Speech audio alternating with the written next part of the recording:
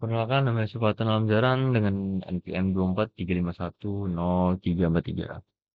Dalam video kali ini, saya akan mencoba mempelajari yang namanya CSS. Yang pertama, apa itu CSS? CSS merupakan singkatan dari Cascading Style Sheet yang digunakan untuk melengkapi file HTML dan tugas utamanya untuk menetapkan aturan tampilan style yang akan digunakan pada sebuah website. CSS sendiri diperkenalkan untuk mengembangkan website pada tahun 1996. CSS berasal dari kata deklarasi style. CSS merupakan sebuah dokumen yang berdiri sendiri dan dapat dimasukkan dalam kode HTML atau sekedar menjadi rujukan oleh HTML untuk pendefinisian style. Di sini ada kegunaan CSS. Yang pertama itu, sebuah file CSS dapat menjadi rujukan banyak halaman HTML. Hanya dibutuhkan satu baris kode untuk melakukan hal tersebut. Ini berarti meminimalkan file-file HTML yang akan dibuat. Jika ingin mengubah tampilan website yang telah dibuat, maka perlu dilakukan hanya mengganti baris-baris kode pada CSS saja, tanpa perlu mengotak-atik file-file HTML-nya. CSS dapat mengatur banyak atribut pada sebuah halaman secara mudah. Kita juga background, border, shadow yang berbeda pada masing-masing tag yang digunakan. Di sini kita akan menggunakan notepad. Butuh sebuah notepad, tentunya sebuah browser. Kita masukkan kode di bawah ini ke dalam text editor, lalu simpan dengan nama tanpa CSS HTML.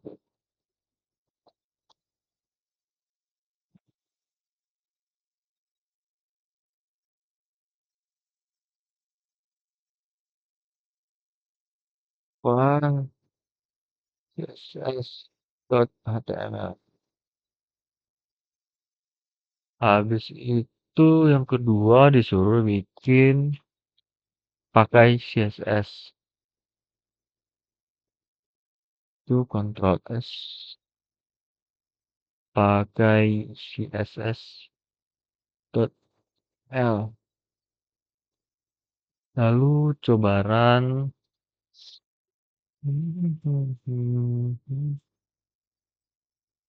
tanpa, dan untuk yang pakai itu seperti ini. Tag H1 pada file tanpa CSS merupakan H1 yang masih polos tanpa dikenai atribut apapun. Sedangkan pada file pakai CSS, HTML telah diberi atribut berupa warna, font, family, dan besar font yang digunakan. Pemberian atribut terletak di antara text style dan style. Penggunaan CSS yang langsung dimasukkan ke dalam file HTML biasa disebut inline style sheet atau penggunaannya seperti contoh di atas. Sini ada juga CSS meletakkan di luar HTML dan untuk menggunakannya CSS tersebut akan dipanggil melalui satu baris kode. Seperti memasukkan kode di bawah ini ke dalam text editor. Di bawah style, kemudian simpan dengan nama style to CSS. Script lengkapnya seperti ini. Coba ya. Style CSS. Bentuk S. File style. Apa? Nah, sebentar. Style 1.css. Style 1.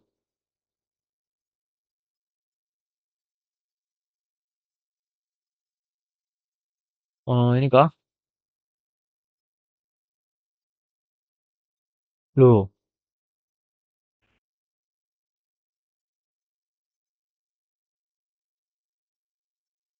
simpan file HTML di atas dengan nama external CSS.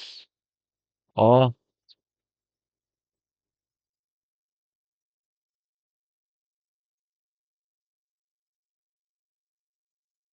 enggak. Ex-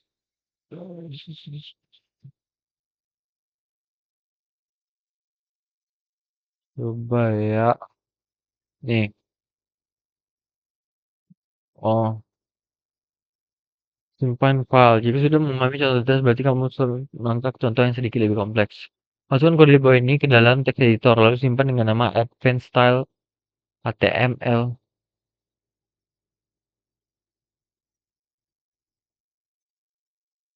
Advanced style .dll. Advanced style apa yang beda nih? Oh, itu sudah berubah. Ketika file advanced style HTML dibuka pada browser, maka kurang lebih tampilannya akan seperti di bawah ini. Ini tag H1 juga pada warna dan font famili yang digunakan. Penjelasannya kurang lebih sama dengan file pakai CSS.html yang telah diuraikan di atas, yang mungkin agak sedikit membingungkan pada bagian full. Full text merupakan sebuah kelas pada CSS. Keistimewaan kelas adalah dapat menyusun tampilan banyak tag. Kita ambil contoh penggunaannya .fulltext. Depan fulltext.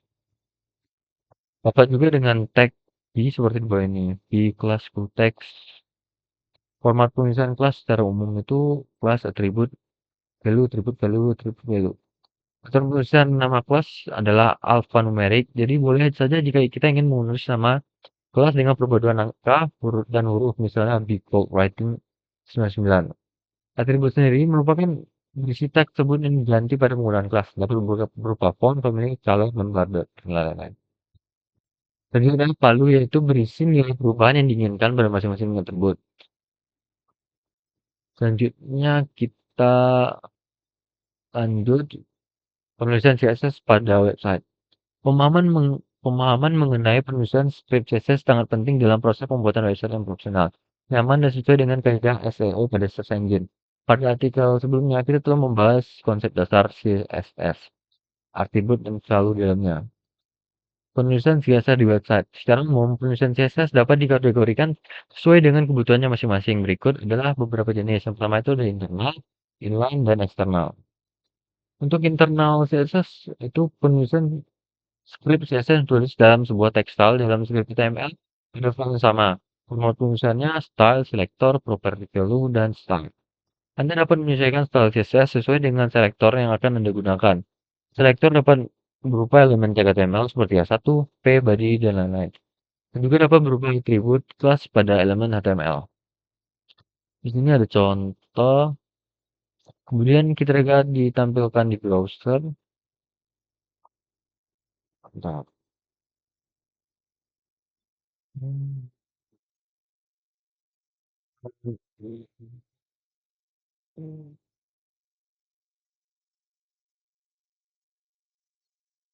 Bisa ditampilkan akan ada seperti ini. Penulisan CSS internal digunakan untuk mengatur gaya seluruh elemen pada file HTML yang sama, seperti properti CSS dipisahkan dengan tanda titik koma. Selektor yang digunakan dapat berupa tag HTML atau menggunakan atribut seperti kelas, sehingga memudahkan penyesuaian CSS jika Anda memiliki lebih dari satu elemen. Hal ini karena CSS akan memeriksa selektor pada elemen yang mengaplikasikan gaya sesuai dengan aturan yang ditetapkan. Sebagai contoh, dapat dilihat pada penulisan untuk tag H1, H2, P, dan sebagainya. Namun, jika website Anda terdiri dari banyak file, Anda perlu membuat script CSS di setiap file HTML. Akibatnya, penulisan script HTML akan menjadi lebih banyak yang tidak efektif dan merepotkan, terutama pengembangan suatu web. Selanjutnya ada inline CSS. Penulisan script CSS ditulis langsung ke dalam tag HTML dengan atribut style di file yang sama, dengan format penulisan style property one value, property two value. Penulisan di setiap properti dipisah dengan tanda titik koma, dan tidak seperti internal CSS yang menggunakan kurung kurawal. Di sini ada contoh penulisan inline, H2 style, color, blue, font, family, sans, belajar CSS satu. Berikut adalah contoh lengkap penulisannya. Untuk hasil di webnya akan seperti ini. Untuk hasil diperoleh, penulisan inline CSS serupa dengan penggunaan internal CSS. Namun, cara penulisan yang berbeda. Penulisan inline CSS digunakan untuk satu elemen saja dan memiliki prioritas lebih tinggi dibandingkan dengan penulisan CSS dengan internal dan eksternal. Meskipun demikian, Anda dapat mengalami kesulitan jika banyak elemen yang memerlukan penyesuaian dan perlu mengeditnya satu persatu. Contoh penggunaan penulisan inline CSS dapat dilakukan untuk perubahan secara real-time dengan fungsi query atau JavaScript yang memungkinkan modifikasi elemen tag HTML secara langsung. Kemudian yang terakhir itu ada penulisan eksternal CSS. Penulisan eksternal CSS adalah cara menulis script CSS yang disimpan pada file terpisah dari script HTML. Jika format ekstensi file HTML adalah .html, maka format ekstensi file yang digunakan untuk eksternal CSS adalah .css. Contohnya nama file .css. Penulisan eksternal CSS terbukti sangat efektif Dalam pengembangan tampilan website, kode strip website akan lebih mudah dipahami, struktur dan pengelolaannya menjadi lebih mudah saat ada perbaikan yang diperlukan. Ini ada contoh. Kemudian untuk pemanggilan file style di CSS dapat digunakan dengan kebutuhan berikut dengan cara penulisan eksternal CSS di folder yang sama. Penulisan eksternal CSS di folder yang sama untuk menggunakan file CSS yang dibuat dapat menggunakan tag link pada file HTML. Itu ada contoh scriptnya, title, contoh internal, dengan hasil barusan akan seperti ini. Selanjutnya ada eksternal CSS di folder yang berbeda. Apabila CSS berada di folder berbeda, maka penulisan dapat disesuaikan dengan folder yang digunakan. Sebagai contoh seperti ini, hasilnya akan seperti ini. Bagian terakhir itu ada eksternal CSS di URL lain. Penulisan eksternal CSS pun dapat mengambil dari URL atau website lain. Hal ini biasa disebut dengan CDN atau Content Delivery Network. Berikut contoh penulisan jika file CSS berada di URL lain. Domain Anda rubah URL domain Anda.com menggunakan URL CDN milik Anda. Berikut ada contohnya. Jadi CSS selector dengan tag H2 dan H3.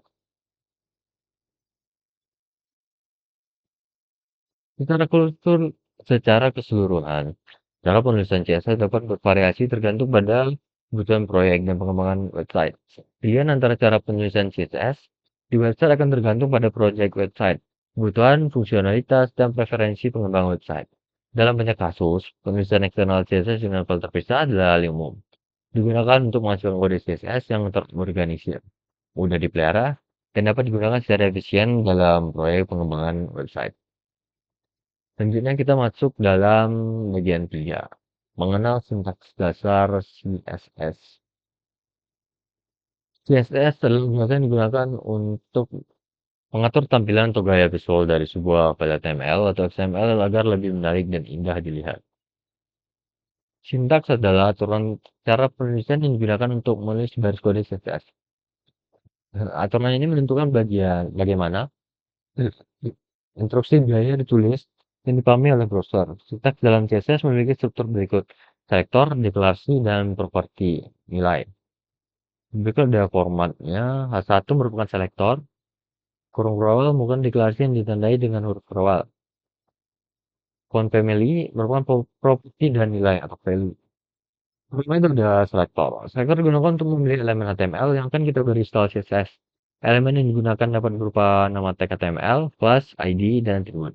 Berikut contoh penulisannya. Ada H1, color, dan blue. Untuk penulisan, selektor dengan nama kelas akan menampilkan warna biru pada yang menggunakan kelas nama kelas. Contoh penulisan selektor dengan nama ID yang akan menampilkan warna biru pada ID dengan nama ID. Di sini ada contoh penulisan selektor dengan nama atribut yang menampilkan warna biru pada atribut type text, input type text color blue. Berikutnya ada yang namanya dengan deklarasi. Pada setiap selektor memiliki deklarasi. Deklarasi merupakan blok kode yang dalamnya menyimpan properti dan nilai. Value dalam sebuah sintaks CSS yang akan diseleksi dalam selektor. Di sini ada contoh deklarasi H1 color blue. Blok deklarasi diawali dengan simbol kurung awal pembuka dan diakhiri dengan simbol kurung awal penutup. Dari contoh tersebut, H1 adalah selektor, sedangkan color blue dari kurung awal pembuka hingga penutup disebut dengan blok deklarasi. Di dalam blok deklarasi memiliki properti dan value yaitu color dan blue. Penulisan dalam sebuah deklarasi dapat digunakan lebih dari satu selektor yang dipisah dengan koma. Di sini ada contohnya, H1, H2, H3, H4, kurung awal, dan color blue. Dan ditutup dengan kurung awal lagi. Dari contoh data selektor dengan tag HTML H1, H2, H3, dan H4 memiliki blok deklarasi yang sama dengan properti dan value yaitu color dan blue.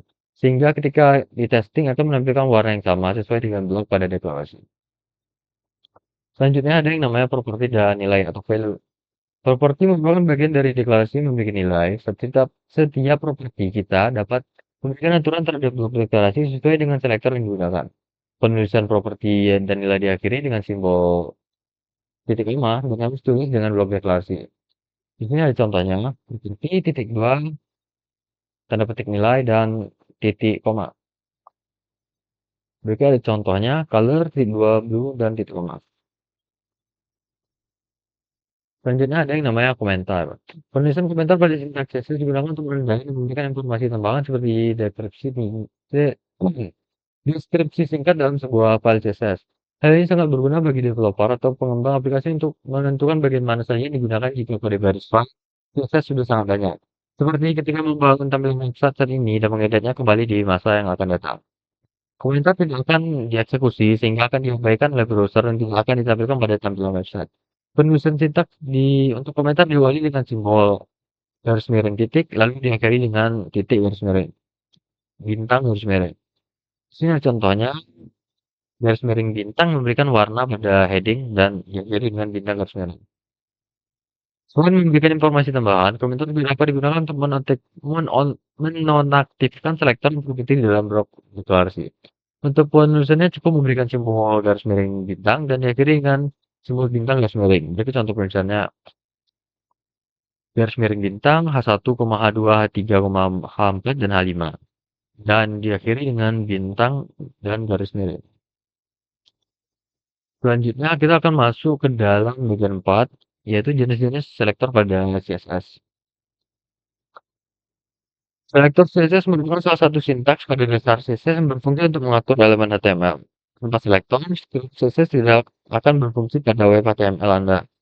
Selektor CSS digunakan untuk memilih elemen HTML dan kategori style. Contohnya berupa nama tag, HTML, class, ID, dan atribut. Dengan adanya selektor, Anda bisa menentukan gaya seperti warna, font, ukuran, background, dan berbagai preferensi CSS lainnya sebagai elemen yang akan dipilih. Hal ini memungkinkan Anda untuk mendesain tampilan halaman web sesuai dengan keinginan. Selanjutnya ada jenis-jenis selektor pada CSS. CSS sendiri menargetkan elemen-elemen HTML tertentu pada kode HTML. Ditunjukkan selektor. Ini beberapa jenis selektor yang dapat Anda gunakan. Yang pertama itu ada selektor elemen atau tag HTML. Selektor elemen atau tag HTML berfungsi untuk memilih dan menggunakan nama-nama tag pada kode HTML. Pada dasarnya, semua elemen tag HTML bisa digunakan sebagai selektor. Ini ada contohnya, pilih huruf awal, color, blue, dan ditutup lagi dengan huruf awal. Jadi ada contoh menggunakan selektor elemen atau tag HTML. Artikel style dan menggunakan P duanya. Dari kode CSS di atas, elemen atau tag yang digunakan adalah P, di mana dalam tag tersebut telah diatur berwarna biru. Karena semua tag P akan berwarna biru sesuai dengan selektor di atas. Selanjutnya ada yang namanya dengan selektor class. Selektor class merupakan selektor yang kita gunakan untuk menggunakan dan memilih nama class dengan atribut tag HTML yang sudah ditambahkan. Tulisan selektor kelas diawali dengan simbol titik, lalu diikuti dengan nama kelas di depannya.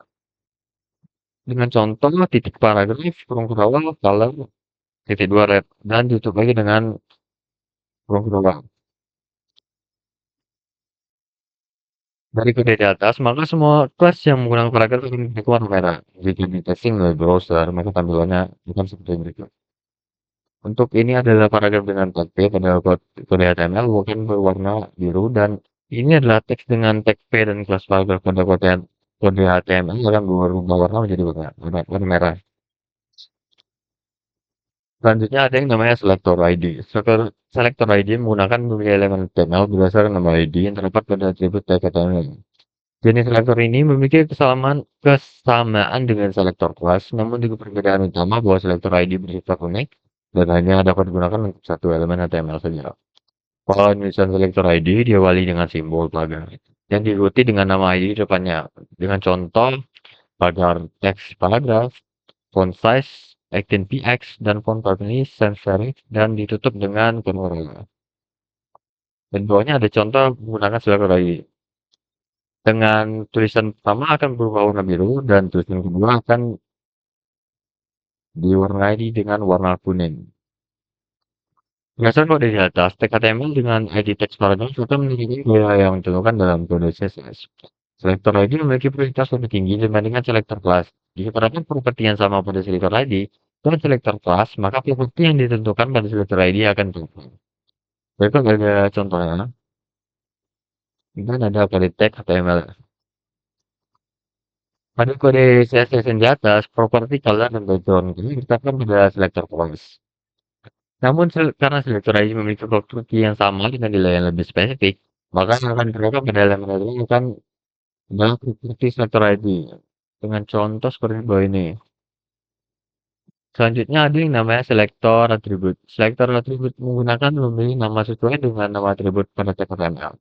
Penulisan selektor atribut diawali dengan nama tag, lalu nama atribut. Dengan contoh seperti di bawah ini.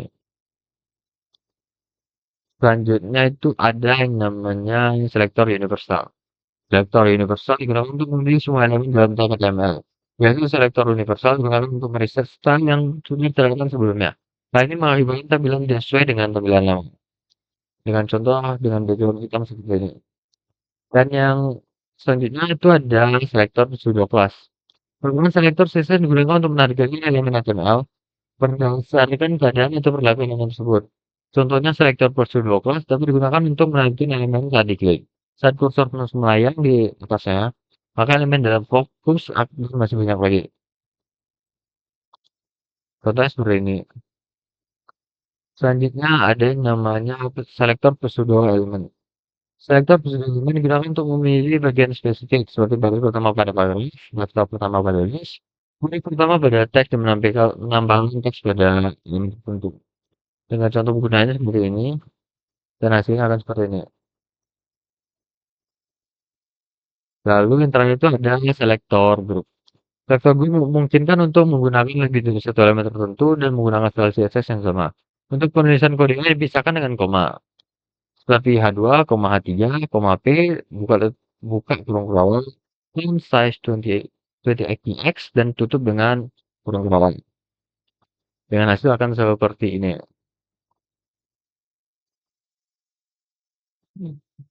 Selanjutnya kita masuk ke dalam bagian 5, memberikan warna pada teks. Format penulisan warna dalam CSS. Format warna penulisan dalam CSS berguna untuk mendeskripsikan warna halaman website. Ada beberapa format penulisan mewarnai dengan CSS. Di antaranya menggunakan nama dengan kode RGB pada kode hexadesimal. Pertama itu ada nama warna. Warna dapat dipanggil langsung dengan namanya dalam bahasa Inggris. HTML dan CSS sudah mendefinisikan 140 nama warna standar. Contohnya dapat dilihat di halaman berikutnya. Pertama itu ada RGB. Ini juga dapat diisi dengan menggunakan pilihan RGB, red, green, dan blue. Nama ini mendukung lebih banyak warna spesifik di luar yang sudah didefinisikan namanya. Setiap parameternya di green dan blue menunjukkan intensitas warna dengan nilai 0 sampai 255. Contohnya RGB 0, 0, dan 255 akan menampilkan warna biru atau blue. Karena parameter red bernilai 0, green bernilai 0, dan blue bernilai maksimum 255. Nilai parameter juga dapat ditulis untuk menampilkan persentase, misalnya RGB 0, 0 dan 50%, sama dengan RGB 00128. Selanjutnya ada yang namanya RGBA. Format penulisan warna ini sama dengan RGB, hanya penambahan parameter alpha di belakangnya. Penggunaan nilai alpha dapat dimulai dari 0% sampai 100% atau 0,0 dari 1,0. Jadi semakin mendekati angka 1, warnanya akan semakin terang, semakin mendekati angka 0. Warnanya akan semakin transparan. Contohnya RGB 402311 0,7 akan memberikan warnaan yang makin terang. Nilai alpha yang diberikan adalah 0,7 atau sama dengan 70%. Selanjutnya ada yang namanya hexadesimal. Mewarnai dengan CSS dapat menggunakan format penulisan warna yang tulis lebih pendek, yaitu menggunakan bilangan hexadesimal. Format tulisan warna hexadesimal adalah RGB, di mana R atau red, G yaitu green atau hijau, BB atau blue adalah nilai untuk intensitas warna dengan rentang nilai 0 sampai FF dalam sistem bilangan hexadesimal. Contohnya pagar 00, FF, dan 00 ini adalah warna green atau hijau atau setara dengan RGB 0, 255, dan 0. Selanjutnya ada yang namanya HSL. Mewarnai dengan CSS dapat menggunakan pilihan HSL yang merupakan kepanjangan dari hue, saturation, dan lightness. Hue adalah tingkatan warna dari 0 hingga 350. Dengan 0 warna merah, 120 warna hijau, dan 250 warna biru. Sedangkan saturasi merupakan tingkat persentase, artinya 0% berarti warna abu-abu, dan 100% berarti warna penuh, atau lightness juga merupakan persentase. Contohnya HSL 0, 100%, dan 50%. Akan menampilkan warna merah dikarenakan hue menggunakan nilai 0. Ada yang namanya, selanjutnya kita masuk dalam memberikan warna dalam CSS. Ada yang namanya warna pada teks. Untuk memberikan warna pada teks, kita menggunakan property color. Untuk warnanya sebagai berikut. H1, style, color, dan blue. Dari strip di atas akan tampil tulisan bagian warna CSS dengan warna merah, warna biru. Selanjutnya, kita dapat mewarnai background. Untuk memberikan warna latar pada suatu elemen, kita menggunakan properti background color. A1 style background color RGB 00 dan 255 akan memberikan warna background pada tulisan yang telah kita masukkan dalam web kita. Selanjutnya, kita dapat mewarnai warna pada border kita. Untuk memberikan warna pada outline garis, kita menggunakan format border color. Seperti ini, akan tampil kotak di bawah mengitari tulisan di dalam web kita. Selanjutnya ada tips menggunakan warna dalam CSS. Tidak perlu menghafal, gunakan inspect elemen, konsistensi menggunakan format warna. Nah, kali ini agar bertujuan CSS lebih mudah dibaca dan tidak tercampur dengan format penulisan lainnya. Ini kode menjadi lebih rapi. Dan yang terakhir, kita masuk bagian 6, menggunakan background di CSS. Latar belakang atau background pada sebuah halaman website adalah salah satu elemen penting yang perlu dipikirkan dan mengembangkan tampilan dan meningkatkan kualitas user interface pada website. Untuk mengaturnya, Anda dapat menggunakan properti background dalam CSS. Secara umum, penggunaan properti background menjadi jenis, yaitu penggunaan warna dan penggunaan gambar. Pertama, kita masuk dalam penggunaan warna. Sama halnya seperti properti lainnya, Anda dapat menambahkan properti background di dalam selector pada CSS. Penulisan nilai pada properti background yaitu background color itu dapat menggunakan properti background saja. Berikut ada contohnya. Doc type HTML head di dalam sel ada body background color light blue, warna biru ringan. Contohnya kan seperti ini. Selain itu, Anda juga dapat menggunakan warna lebih dari satu yang biasa disebut dengan gradient color. Untuk mencobanya, Anda menggunakan CSS gradient generator yang ada pada link ini. Kemudian disesuaikan warna sesuai dengan keinginan.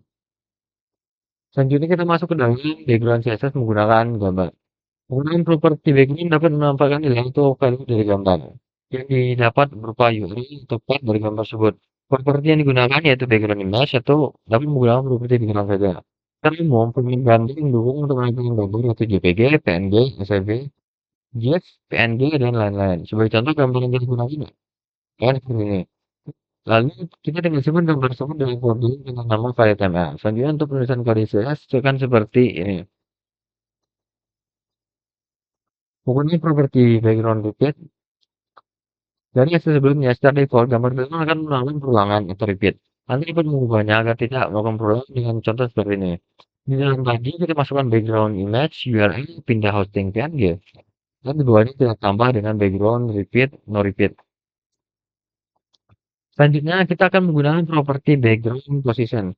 Properti background position berfungsi untuk menentukan posisi gambar background. Properti yang dibutuhkan yaitu background position X dan background position Y. Pada kedua properti tersebut, Anda dapat menggunakan value fix dalam satuan X.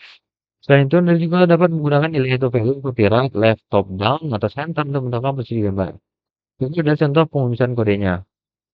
Di bawah no repeat ada penambahan background position 30px, 30px. Jika di testing melalui browser, maka akan ada jarak posisi X dan Y pada masing-masing 30px. Menggunakan properti background size. Properti background size berfungsi untuk menentukan ukuran gambar yang mengaturnya agar dapat menggunakan ukuran yang valid. Berikut nilai ukuran yang dapat digunakan pada properti background size. Pertama itu menggunakan ukuran P dalam satuan px, pt, im, dan rem. Selanjutnya menggunakan ukuran dynamic dalam satuan ww dan vx menggunakan ukuran layar. Bukan dynamic konten yang mengikuti ukuran lebar selektor. Yang terakhir itu ukuran dynamic cover yang mengikuti ukuran lebar tinggi dari selektor. Berikut adalah contoh penggunaan kodenya. Di bawah no repeat kita tambahkan background size dan cover. Kemudian testing pada browser maka tampilan akan berubah seperti berikut. Karena menggunakan fitur cover, maka gambar background akan menutupi seluruh elemen pada selektor baju. Mungkin segitu saja untuk video kali ini. Saya Fatan Lamsaran dengan NPM 24351033. Bila kurang saya mohon maaf. Assalamualaikum warahmatullahi wabarakatuh.